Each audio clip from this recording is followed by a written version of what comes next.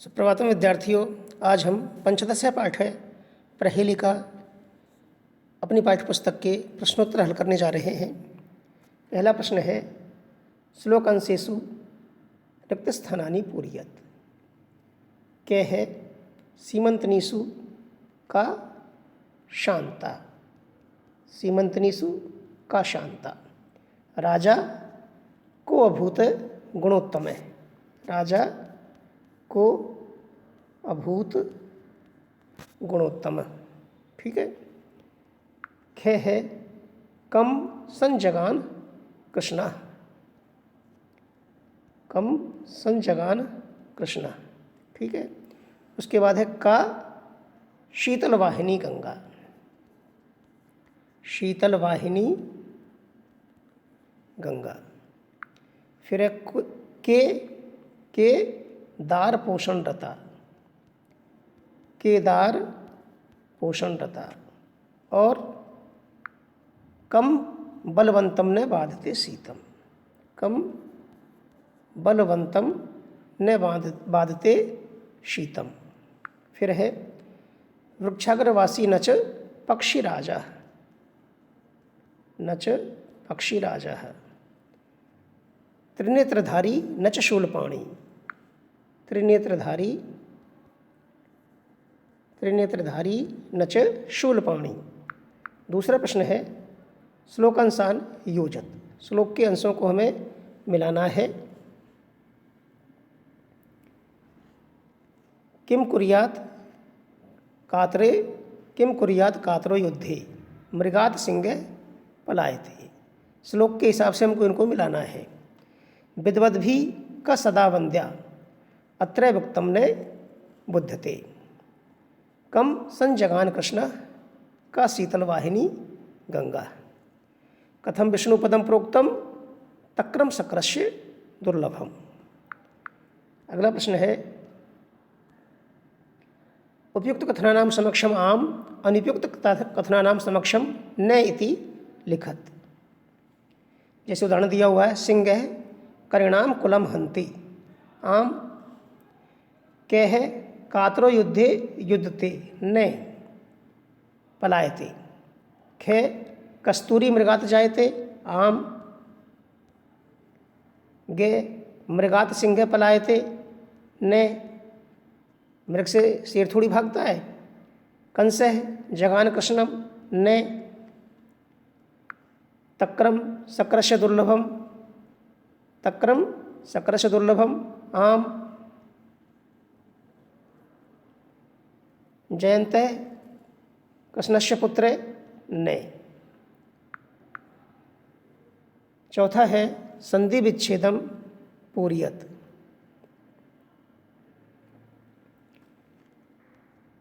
संधि विच्छेदों की पूर्ति हमको करनी है। करिणाम कुलम। करिणाम करिणाम प्लस कुलम। ये के कबूतर है यहाँ पर। करिणाम प्लस कुलम। ठीक है। फिर है को अभूत है।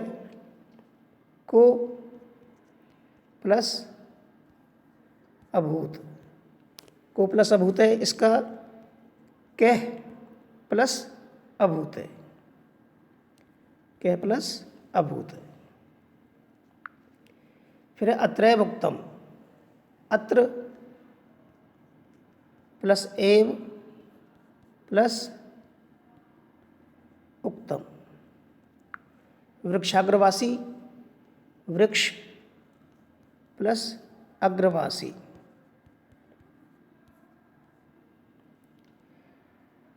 त्वक वस्त्रधारी त्वक प्लस वस्त्रधारी। बिभ्रन बिभ्रत प्लस ने। बिभ्रत प्लस ने। पांचवा प्रश्न है अधोलिखितानां पदानां लिंगम विभक्तिम वचनम च लिखत। लिंग विभक्ति और वचन हमको लिखने हैं। कस्तूरी जैसे कि उदाहरण दिया करिणाम पुल्लिंगम षष्ठी विभक्ति बहुवचनम। इसी प्रकार कस्तूरी कौन सा लिंग है? स्त्रीलिंग। कस्तूरी स्त्रीलिंग, विभक्ति कौन सी होगी? प्रथमा, वचन एक वचनम। फिर है युद्धे पुल्लिंग, विभक्ति सप्तमी, वचन एक वचनम। उसके बाद है सीमंतनीसु, सीमंतनीसु स्त्रीलिंगम, स्त्रीलिंग, विभक्ति हो गई आपके सप्तमी और बहुवचन। फिर है बलवंतम, बलवंतम पुल्लिंग, विभक्ति द्वितीया और वचन एक वचनम। शूलपाणि, शूलपाणि पुल्लिंगम, विभक्ति प्रथमा, वचन एक वचनम।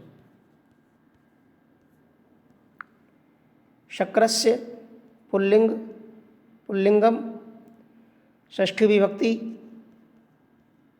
और एक वचनम।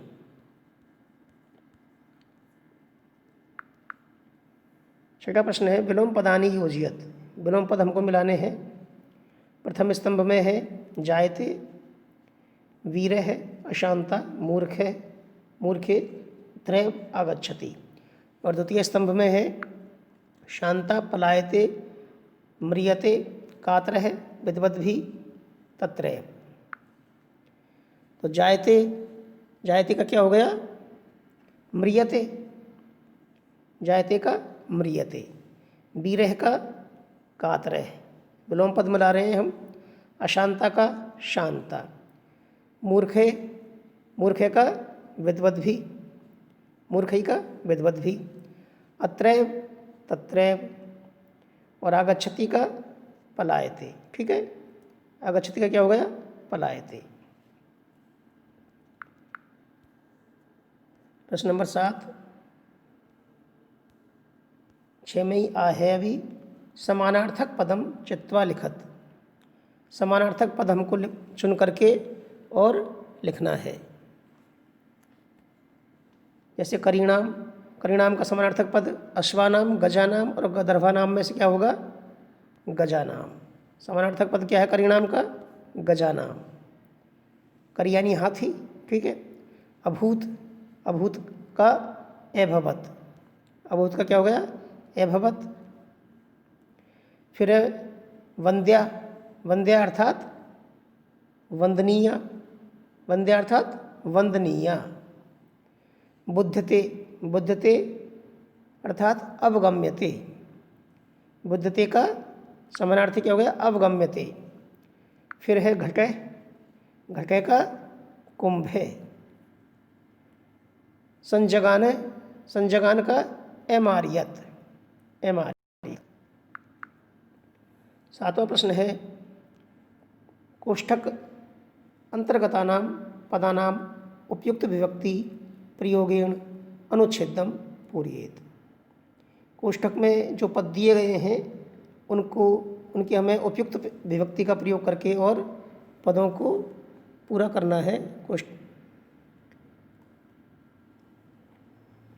जैसे एक है काकह आकाश, तो आकाश की क्या कौन सी विभक्ति आएगी? सप्तमी, आकाशे। एक है काकह आकाशे।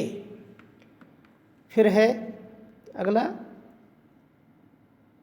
आकाशे गहमान आसीत त्रसार्थे से। अब जल की, जलस्य अन्वेषणम क्या आएगा? जलस्य, जलस्य अन्वेषणम। करोति, फिर तदाशय रिक्त स्थान घटे, तो घटे का क्या हो जाएगा? घटे, घटे अल्पम जलम पश्यति, अल्पम जलम। उसके बाद है से उपल, उपल का उपलानी या उपलान, उपलान। आनीय, या उपलानी भी हो सकता है इसका, उपलानी, दोनों रूप बनते हैं।